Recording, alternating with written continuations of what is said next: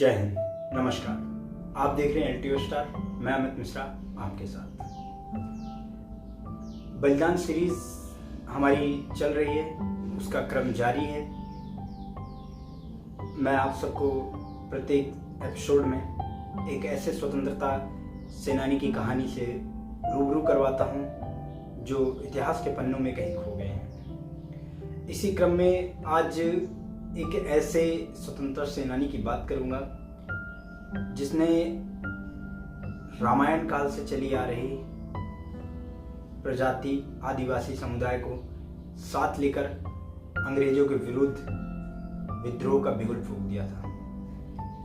ऐसे स्वतंत्रता सेनानी की कहानी की शुरुआत मैं रामचरितमानस के एक चौपाई के साथ करना चाहूंगा।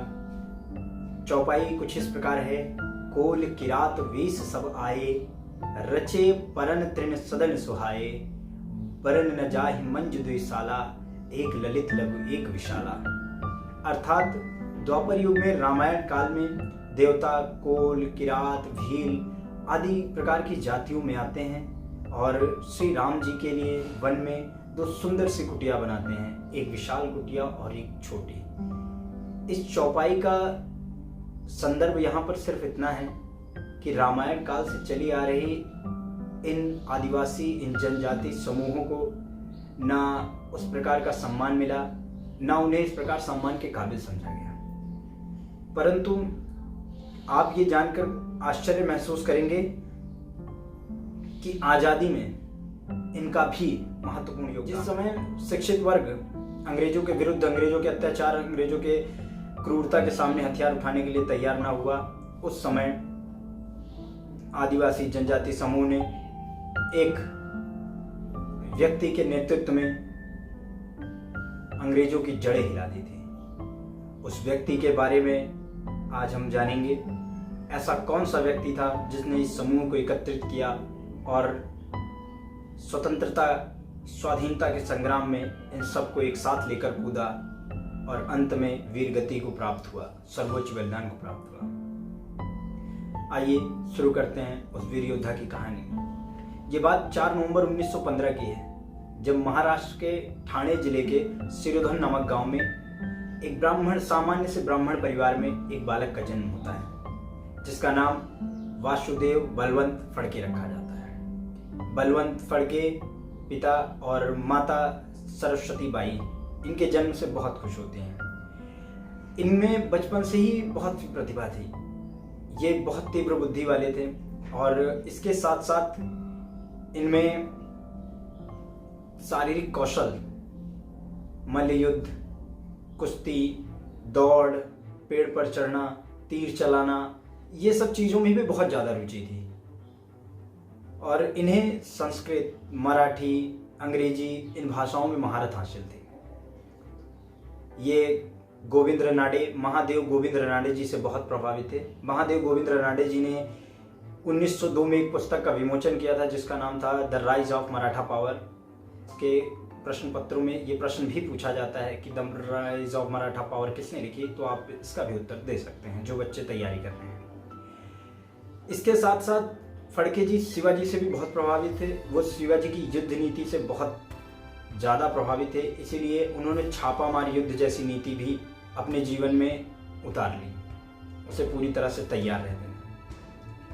ये पहले शिक्षा के लिए पुणे, ठाणे और बाद में पुणे गए और शिक्षा के उपरांत the great India peninsula railway और द मिलिट्री फाइनेंस डेवलपमेंट में इन्होंने ब्रिटिश सरकार के अधीन नौकरी की। ये साल्वे जी को अपना गुरु मानते थे। साल्वे जी का पूरा नाम लाहूजी राघोजी साल्वे है। साल्वे जी मांग समुदाय से आते थे। मांग समुदाय उस समय तत्कालीन समय में छुआछूत से ग्रसित था और अछूत समाज माना जाता था। मतलब उस समाज के लोगों को लोग छूना पसंद नहीं करते थे, परंतु एक ब्राह्मण परिवार में जन्मा व्यक्ति इन्हें अपना गुरु मानता था।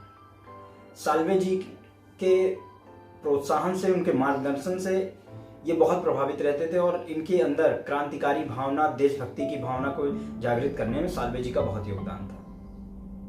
साल्वे जी ने फड़के जी को भारत में तत्कालीन समय में किसानों की दयनीय स्थिति के बारे में बताया। अंग्रेजों द्वारा किए जा रहे अत्याचारों के बारे में बताया और इन सब चीज़ों से उन्हें साक्षात्कार करवाया, उनके सामने इन सब चीज़ों को प्रदर्शित किया, इन सब चीज़ों को उनको दिखाया, जिसके बाद फड़के जी अंग्रेजों के विरुद्ध विद्रोह करने की तैयारी में लग गए। उन्होंने अथक प्रयास किया एक शिक्षित वर्ग को, एक बड़े वर्ग को अपने साथ लाने के लिए, परंतु कोई भी तैयार नहीं हुआ। निराशा हाथ लगी। निराशा हाथ लगने के बाद ये साल्वे जी के पास पुनः वापस आए। साल्वे जी ने इनका मार्गदर्शन किया और वनवासी आदिवासी जातियों को एक साथ एकत्र करने की बात कही। फड़के जी जंगलों में, वनों में जगह जगह जाने लगे और जनजातियों आदिवासियों को इसके बारे में बताकर प्रोत्साहित करते और देशभक्ति की भावना उनके अंदर भरते और देखते ही देखते 300 लोगों की सेना तैयार कर ली। अब 300 लोगों की सेना तैयार कर ली। इस सेना को तैयार करने के पश्चात अब इनके भोजन, इनके हथियार और इनकी सुरक्षा की व्यवस्था करना भी है एक बड़ी चुनौती थी, जिसके लिए धन की आवश्यकता थी और धन तत्कालीन समय में ब्रिटिश साम्राज्य के पास था। फड़के जी ने अपनी सेना के साथ ब्रिटिश खजानों को लूटने का प्लान तैयार किया, एक योजना बनाई और 10 मई 1879 को जिले के सिरूर तालिका में धमनी गांव में हमला बोला और धन की लूट की। दूसरी तरफ इन्हीं के समर्थक रामोसी समुदाय के इनके मित्र दौलत राव नाइक, इन्होंने पलासी और छिकली पर आक्रमण करके 1.5 लाख रुपए लूट लिए और वो वहां से लूट का खजाना लेकर फड़के जी के पास आ ही रहे थे कि रास्ते में घाटा माथा के पास अंग्रेजी सेना से उनकी भिड़ंत हुई, जहां पर उन्हें मेजर डैनियल ने गोली मार दी, जिसमें दौलत राव नाइक जी शहीद हुए। ये खबर फड़के जी को जैसे ही लगी, फड़के जी की क्रोधाग्नि और तीव्र हुई और उन्होंने अंग्रेजी सेना को देखते ही उन पर हमला करने का निश्चय किया। और आलम यह था कि उस समय कहीं भी ब्रिटिश सरकार की कोई भी सेना दिखती, उस पर फड़के जी की आदिवासी जनजाति सेना हमला बोल देती। ये सेना पूरी तरह से हर युद्ध नीति में निपुण थी। गोला बारूद, हथियार चलाना, तलवार, तीर, घुड़सवारी, छापेमारी, हर तरीके के युद्ध में ये एक पूरी तरह निपुण थे। इन्होंने ये हाल कर दिया था कि अंग्रेजों से 20 चौकियां छुड़ा ली थी, जिसके बाद अंग्रेजी सेना में हाहाकार मच गया और फड़के जी को जिंदा या मुर्दा लाने के लिए 50,000 रुपए का इनाम घोषित किया गया। आप सोचिए 1879 में 50,000 रुपए का इनाम कितनी बड़ी इनामी राशि होती है। इधर फड़के जी को जैसे ही पता चला उनके ऊपर इनाम घोषित है, उन्होंने अपनी सेना और बढ़ाना शुरू किया और रोहिल्ला समुदाय के 500 योद्धाओं को अपने सेना में शामिल किया। लेकिन भारतवर्ष में हमेशा से ये होता आया है कि जितना ही ये वीरों की धरती है, जितना ही वीर सपूत पैदा करती है, कहीं ना कहीं इस धरती में गद्दार भी पैदा हुए हैं। और हैदराबाद के निजाम और तत्कालीन पुलिस आयुक्त हेनरी विलियम डेनिमल को किसी ने फड़के जी का पता बताया कि वह अपनी सेना के साथ कहां पर छुपे हैं, जिसके बाद अब्दुल हक हैदराबादी निजाम ने यह सूचना पुलिस आयुक्त को दी। पुलिस ब्रिटिश गवर्नमेंट 20 जुलाई 1879 को पूरी सेना के साथ, पूरे हथियार लाशो लश्कर के साथ तैयार होकर कलडगी आप बोल सकते हैं या कलडगी भी बोल सकते हैं, कलडगी नामक स्थान पर शहर में भयंकर युद्ध हुआ। अंग्रेजी सेना और फड़के जी के सेना के मध्य दोनों सेनाओं को काफ़ी क्षति उठानी पड़ी, काफ़ी सैनिक शहीद हुए, काफ़ी अंग्रेजी सैनिकों को मार गिराया गया, जिसके बाद फड़के जी को गिरफ्तार कर लिया गया। फड़के जी को गिरफ्तार करके उनके ऊपर केस चलाकर उन्हें जेल में डाल दिया गया। उन्हें यमन के अदन जेल में डाला गया, जहां उन्हें प्रताड़ित किया गया, उन्हें शोषित किया गया, उन्हें मारा गया, उन्हें हर तरह की प्रताड़ना यातनाएं दी गई, जिसकी वजह से वो काफ़ी दुर्बल, बीमार और असहाय हो चुके थे। 13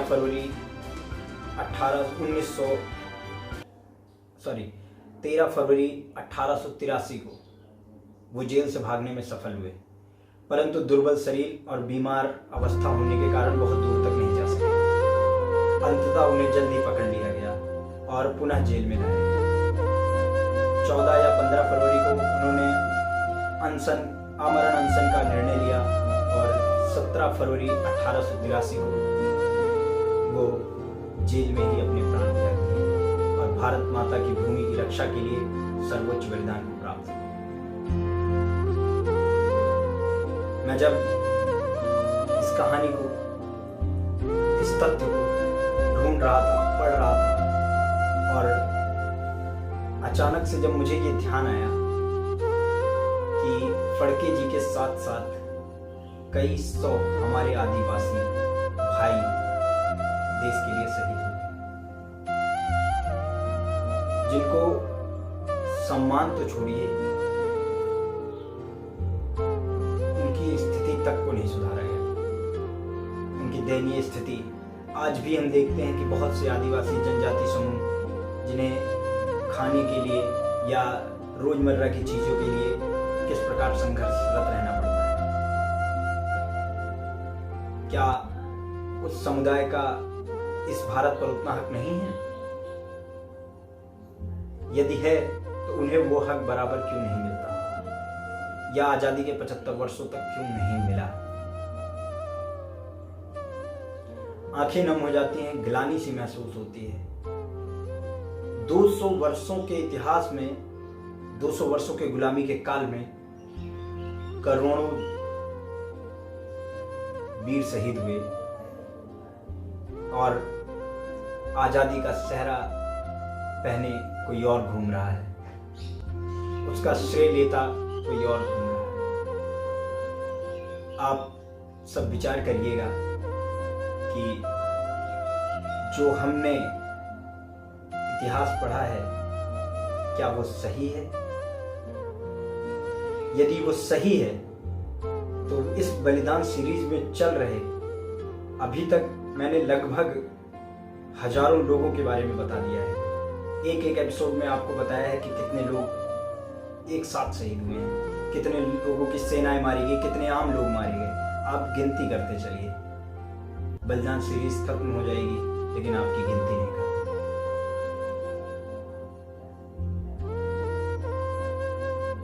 बने रहिए आप लोग मेरे एलटीओ स्टार चैनल के साथ। ऐसे ही गुमनामी के अंधेरे में जी रहे सेनानियों से आपका साक्षात्कार करवाना, उनके प्रति सहानुभूति करना, और भविष्य में यदि हमें कभी अवसर मिला तो उनके परिवार, उनके वंश या उनके नाम पर कुछ ना कुछ करने का प्रयास जरूर किया जाएगा। तब तक के लिए जय हिंद, वंदे मातरम।